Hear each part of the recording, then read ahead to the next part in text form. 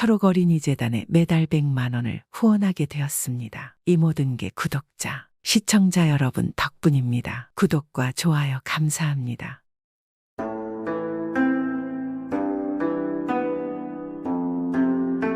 옛날 옛적의 한 마을에는 홀어머니와 어린아들이 살고 있었습니다. 어느 날 새로운 사또가 부임하는 행사가 열렸고 온 마을 사람들이 몰려가서 행사에 참석하고 행렬을 구경하게 되었습니다. 새로 부임한 사또의 행차가 시작되었습니다. 생전 처음 보는 성대한 동네 사또의 행차를 보고 있던 아들은 어머니에게 물었습니다. 어머니 정말 굉장합니다. 너무 부러워요. 저도 어른이 되면 저렇게 멋지게 될 수 있는 건가요? 그러자 어머니는 우울한 표정을 지을 수밖에 없었습니다. 아들아, 너는 어른이 되어도 저렇게 할 수 없단다. 우리들은 상놈이라서 저런 벼슬은 할 수가 없지. 어쩔 수 없는 게야. 네, 그게 무슨 말씀이세요? 아예 안 된다고요. 제가 열심히 노력을 하면 되는 것 아닐까요? 아들은 너무나 초롱초롱한 눈으로 어머니를 바라보며 말했습니다. 하지만 어머니는 고개를 저었습니다. 미안하다, 아들아. 이번 생에는 우리가 이 천지가 뒤집어지지 않는 한은 불가능한 일이란다. 그저 열심히 일해서 입에 풀칠이나 하며 먹고 살면 그것으로 다행인 게야. 아니, 그게 무슨 그런 게 어디 있어요. 그럼 도대체 저는 뭘 위해 살아야 하는 거죠? 아들의 질문에 어머니는 아무런 말도 해줄 수가 없었습니다. 어머니의 말을 듣고 자신의 현실을 처음으로 알게 된 이 불쌍한 어린아들은 그날부터 밥을 먹지 않고 말도 잘하지 않더니 며칠 뒤에는 시름시름 앓기 시작했습니다. 어머니는 없는 형편의 의원도 불러보았으나 아들의 병이 무엇인지 의원도 밝혀내지를 못하였습니다. 그리하여 아들은 의원이 본지 사흘 만에 고열에 시달리다가 안타깝게도 세상을 떠났습니다. 어린 아들을 잃고 밤낮을 슬픔으로 보내던 이 어머니는 어느 날 밤 꿈을 꾸었습니다. 그리고 꿈에는 먼저 세상을 떠난 죽은 아들이 나왔습니다. 어머니는 아들을 보자마자 그대로 아들을 끌어안고 슬픔에 엉엉 울었습니다. 어머니 울지 마세요. 저는 한양에서 재상을 지내는 가문에 다시 태어났어요. 그래서 앞으로 잘 살게 될 것이랍니다. 어머니, 저는 이제 상놈이란 소리를 듣지 않게 되고 벼슬도 할 수 있게 되었습니다. 그러니까 제 걱정하지 마세요. 부디 건강하세요. 어머니가 놀라서 아들을 보았는데 순간 아들은 연기처럼 사라져버렸습니다. 그 후 어머니는 슬픔을 거두고 열심히 살아가며 마을의 자신보다 어려운 사람들을 돕거나 근처 절에 가서 일손을 도우며 성실히 살아갔습니다. 그리고 언제나 아들이 저 세상에 간 날에는 다시 태어난 아들의 행복을 빌어주며 제사를 지냈습니다. 다시 태어난 아들 이름은 돌쇠였습니다. 그런데 돌쇠는 매년 자신이 태어난 생일날이면 꼭 꿈을 꾸었는데 그 꿈속에서 알 수 없는 곳에 알 수 없는 여인이 차려놓은 제사 음식을 먹었습니다. 그리하여 세월이 지나고 어른이 된 돌쇠는 어느 해부터인가 더 이상 꿈을 꾸지 않았습니다. 그리고 꿈을 잊고 살아갔습니다. 열심히 공부를 한 돌쇠는 결국 과거에 합격하고 벼슬길에 올랐습니다. 그런데 운명인지 우연인지 돌쇠는 자신이 전생에 살던 동네 사또로 부임하게 되었습니다. 돌쇠는 난생 처음으로 와본 동네 길이 너무나 익숙하다고 생각이 들었습니다. 나는 이 마을에 처음 와보는데 이곳은 너무나 낯이 있지 않은가? 이게 다 어찌 된 일이지? 아무리 생각해도 여긴 처음이 아닌 것 같은데. 돌쇠는 곰곰이 생각을 해보았지만 이유를 알 수가 없었습니다. 한편 이 돌쇠의 전생의 어머니는 여전히 혼자 어렵게 살아가고 있었습니다. 어려운 상황에서도 언제나 다른 사람을 돕고 살았으니 마을 사람들도 그런 어머니를 무척 좋아하였고 한편으로는 그녀의 딱한 사정을 안타깝게 생각하며 늘 찾아와서 안부를 물어주었습니다. 그런데 이 마을에는 아주 탐욕한 부자가 있었는데 그가 웬일로 어머니에게 찾아왔습니다. 그는 이 어머니의 집터를 사고 싶다고 하였습니다.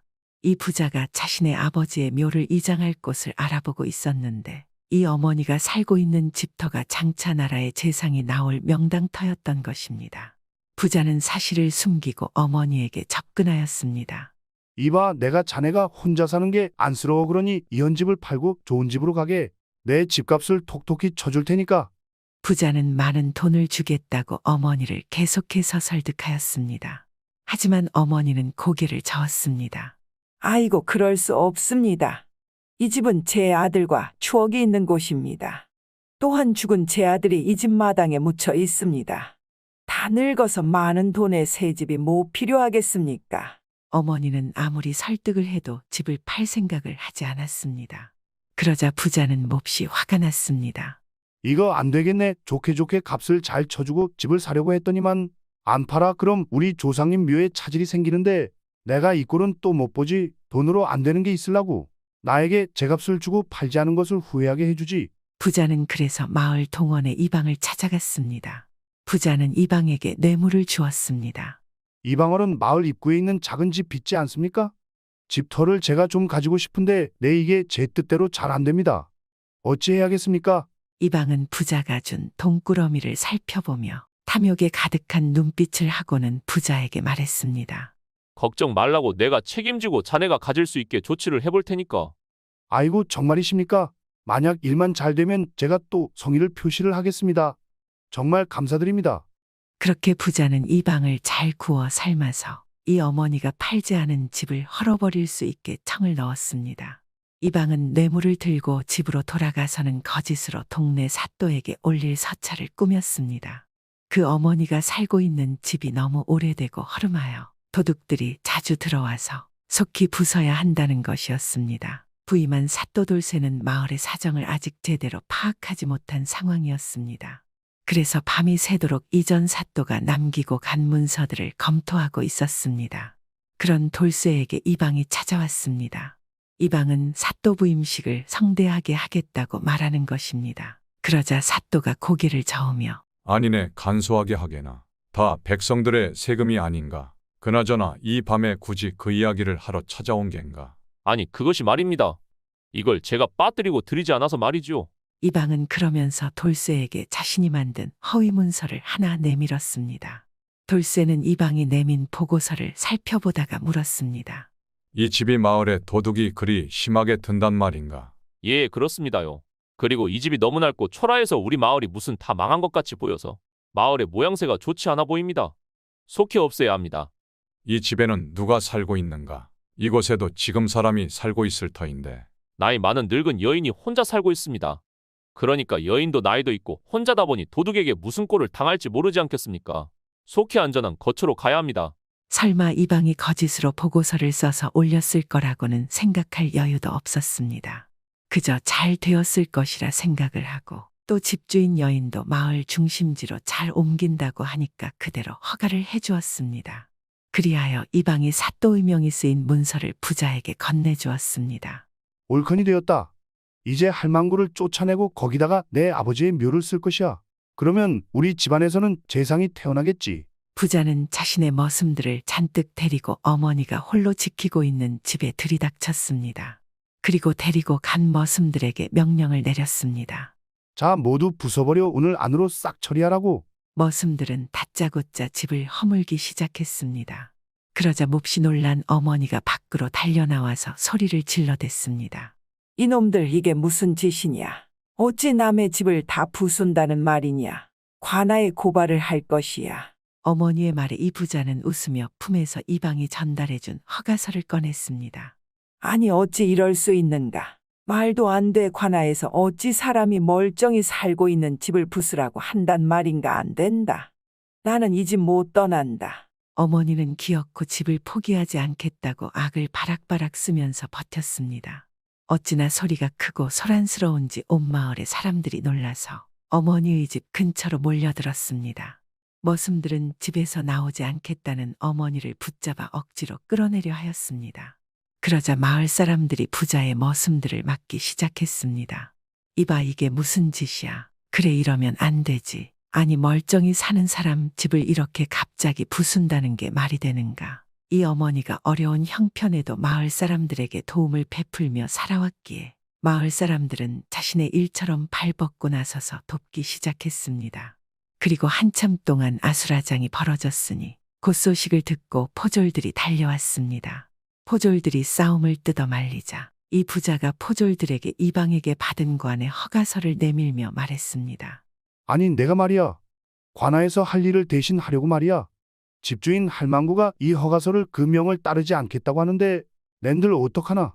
부자의 말에 포졸들은 허가서를 확인하고는 머슴들은 두고 싸운 마을 사람들과 어머니를 포박하였습니다. 이런 법이 어디 있습니까? 어찌 나라에서 백성들 집을 부수고 빼앗습니까? 그러게 말이오, 이게 말이 되나? 마을 사람들은 억울해하였습니다.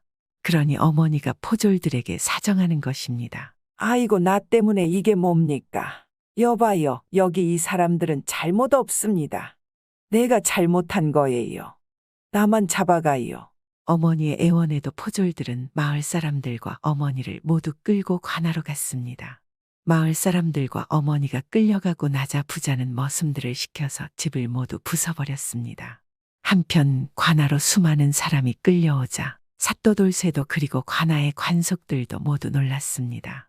아니, 이 많은 이들이 어찌 마을에서 소란을 일으켰다는 말인가? 이유가 무엇이냐?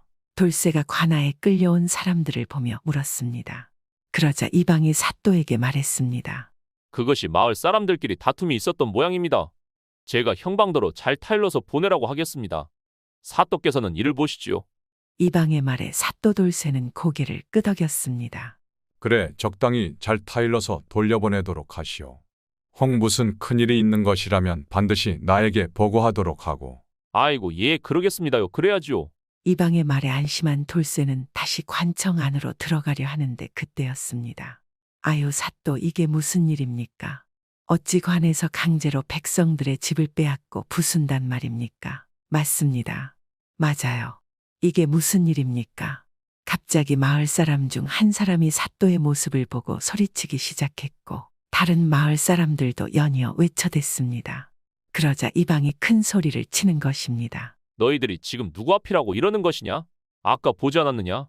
사또께서 친히 하다란 명아니냐? 그리고 저 집에서 저 늙은 과부가 혼자 살면 위험하지 않느냐? 더 이상 떠들지 마라. 안 그러면 국법을 어긴 죄고 모두 아웃시킬 것이다.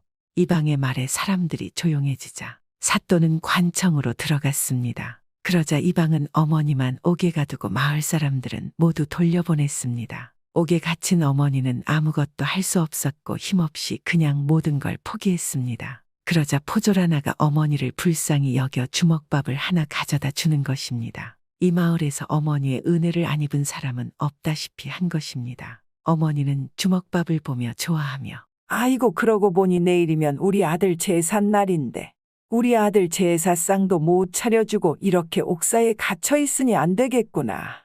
이 주먹밥이라도 자정 지나면 놓고 간단하게라도 제사를 지내야겠구나. 어머니는 주먹밥을 먹지 않고 그것을 잘 놓았다가 자정이 되었을 때 제사를 지내기 시작했습니다. 한편 그 시간에 돌쇠는 잠이 들었습니다. 그런데 잠을 자는 중에 꿈을 꾸었습니다. 그 꿈은 그동안 꾸지 않아서 잊고 있었던 해마다 자신의 생일에 꾸던 제사상을 먹는 꿈이었습니다. 제사상 앞에 앉아서 음식을 먹는데 이상하게 제사 음식이 아니고 주먹밥이었습니다. 뭐지, 웬 주먹밥이 제사상에 있는 거지? 돌쇠는 이상하게 생각하다가 옆에서 흐느끼는 한 할머니를 보았습니다. 유심히 다가가서 할머니에게 울고 있는 이유를 물었습니다. 그러자 이 할머니는 돌쇠에게 그간 아들을 위한 제사상을 차려두는 것이라 말해 주었습니다. 돌쇠는 고개를 갸우뚱하며 자신도 모르게 손에 든 주먹밥을 입에 한 입 넣었습니다. 그리고 순간 돌쇠는 그동안 잊고 있었던 기억이 그리고 심지어는 전생의 기억까지 모두 떠오르기 시작했습니다. 돌쇠는 드디어 꿈에서 본 할머니가 바로 전생의 어머니임을 알았습니다. 돌쇠는 자신이 바로 다시 태어난 아들이라고 어머니에게 말하니 어머니가 깜짝 놀라서 돌쇠의 얼굴을 자세히 뜯어보았습니다. 맞구나, 맞아, 그래, 우리 아들이 왔구나. 드디어 왔어. 어머니는 눈물을 쏟으며 돌쇠를 안아주었습니다. 그렇게 돌쇠는 어머니와 부둥켜 안고 울었습니다.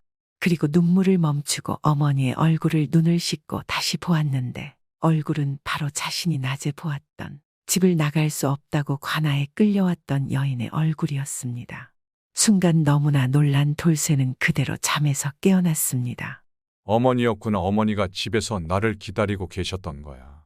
그래서 집을 포기할 수 없다고. 아니, 내가 이러고 있을 때가 아니다. 돌쇠는 자리를 박차고 나가서 곧장 하옥된 어머니에게 갔습니다. 어머니를 부르짖으며 돌쇠는 달리고 또 달렸습니다. 그리고 황급히 옥사 안으로 들어갔습니다. 그리고는 자신의 전생의 어머니를 보고 눈물을 흘리며 어머니 일어나 보십시오. 소자 이제야 어머니를 알아보았습니다. 이제야 알아보았습니다. 아이고 아들아, 우리 아들이 왔구나. 깨어난 어머니는 그가 자신의 아들임을 알고 눈물을 흘리며 꼬가들을 끌어안았습니다. 두 사람은 그렇게 부둥켜 안고 엉엉 울었습니다. 돌쇠는 그리고 그동안 있었던 일을 어머니에게 소상히 전해 듣게 되었습니다. 그래서 이방에 올렸던 보고서가 거짓이라는 것도 알게 되었습니다. 돌쇠는 즉시 모든 일의 진상을 밝히기 위해 조사에 착수하였습니다. 그러니 이방의 거짓 보고와 부정 그리고 거기에 마을 부자가 관아의 관리들을 매수해 온 일까지 모두 다 명명백백하게 밝혀지고 말았습니다. 그래서 이방과 부자가 부당하게 모은 재산을 모두 환수하고 죄를 물어 오랫동안 감옥에 하옥시켰습니다. 그런데 둘 다 모두 옥에서 시름시름 앓다가 저 세상으로 갔습니다. 돌쇠는 어머니가 돌아가실 때까지 그 마을에 사또를 하며 사람들에게 헌신하며 어려운 이웃들을 돌봤습니다. 그래서 어머니는 정말 행복하게 눈을 감았습니다. 이번 이야기도 두말할 것 없는 어머니의 자식사랑입니다. 요즘 바쁘다는 이유로 부모님의 안부를 잘 모를 때가 있지 않겠습니까? 그래도 오늘은 부모님에게 전화 한 통 하는 것은 어떨까요? 구독은 공짜입니다.